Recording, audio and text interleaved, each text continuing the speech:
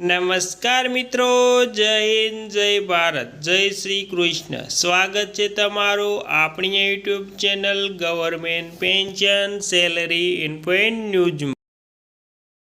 તો મિત્રો, વિગતવાર વાત કરીએ તો ગુજરાત રાજ્યના 60 વર્ષ ઉપરના વૃદ્ધ પેન્શનરો માટે આજરોજ તારીખ 30/4/2026થી નવા નિયમ પ્રમાણે પરિપત્ર જાહેર. તો મિત્રો, તમે પણ ગુજરાત રાજ્યના વૃદ્ધ પેન્શનર છો તો તમારા માટે આ સમાચાર ખૂબ જ અગત્યના થવાના છે. તો મિત્રો, વિડીયોને અંત સુધી જોવા નમ્ર વિનંતી. તો મિત્રો, બધી જ વાત વિગતવાર જાણીએ તો તેમાં ગુજરાતમાં 60 વર્ષ કે તેથી વધુ ઉંમરના જરૂરિયાતમંદ વૃદ્ધોને સરકાર દ્વારા આર્થિક સહાય આપવામાં આવે છે. આ યોજના નિરાધાર વૃદ્ધ પેન્શન યોજના હેઠળ 60થી 79 વર્ષ સુધીના લોકોને માસિક રૂપિયા 1000 અને 80 વર્ષ કે તેથી વધુ ઉંમરના લોકોને માસિક 1250ની સહાય દ્વારા ચૂકવવામાં આવે, એટલે કે સીધા બેંક ખાતામાં દેવામાં આવે છે.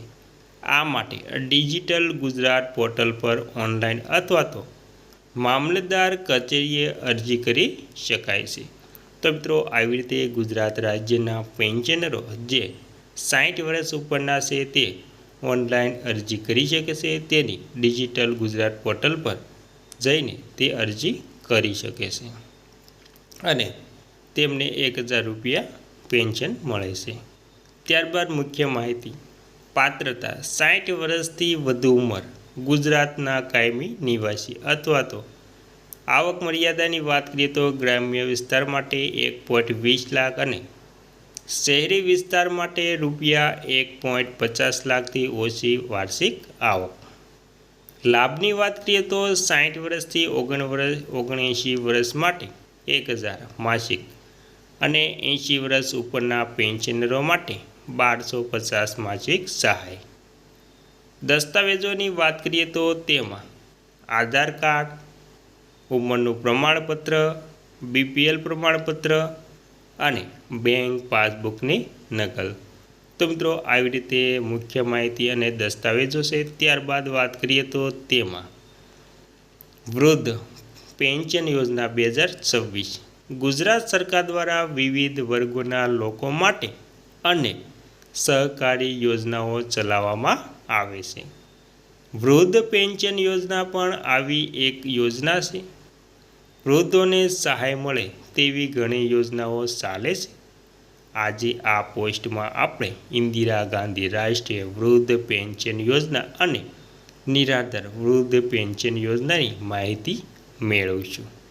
તો મિત્રો, આમાં કોને લાભ મળશે? તો આ યોજનાનો લાભ 60 વર્ષ કે તેથી વધુ ઉંમરના વૃદ્ધોને મળવાપાત્ર છે.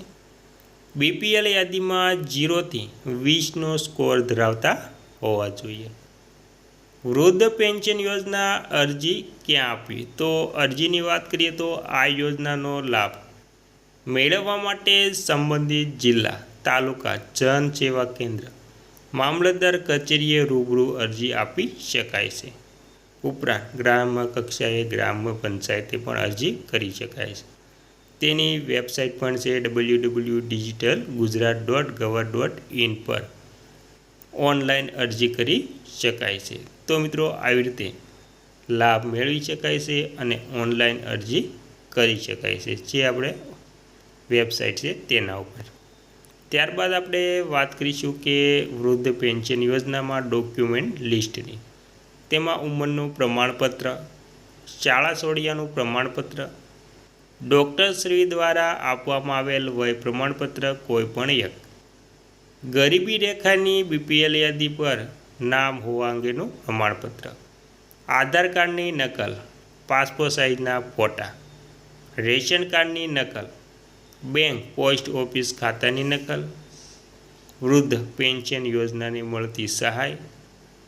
આ યોજના હેઠળ 60થી 79 વર્ષના લાભાર્થીઓને રૂપિયા 1000 તથા 80 કે તેથી વધુ ઉંમરના લાભાર્થીઓને રૂપિયા 1250 દર મહિને સહાય ચૂકવવામાં આવે છે। અને મિત્રો હવે અંતમાં વાત કરીએ તો વૃદ્ધ પેન્શન યોજનાનું ફોર્મ। આ યોજનાના લાભ લેવા માટે પેન્શન યોજના ફોર્મ નીચેની રીતે મેળવી શકાય છે। જિલ્લા કલેક્ટર કચેરી પરથી મામલતદાર કચેરી આ ફોર્મ વિનામૂલ્યે મેળવી શકાય છે। ગ્રામ્ય કક્ષાએ વીસીઈ ગ્રામ પંચાયતથી ઓનલાઈન અરજી કરી શકાય છે, જે નીચે દર્શાવેલ લિંક પરથી ફોર્મ ડાઉનલોડ પણ કરી શકાય છે। અને ઉપરાંત આ પોસ્ટમાં નીચે પીડીએફ ડાઉનલોડ પણ કરી શકાય છે, તેનો પણ ઓપ્શન આપેલ છે।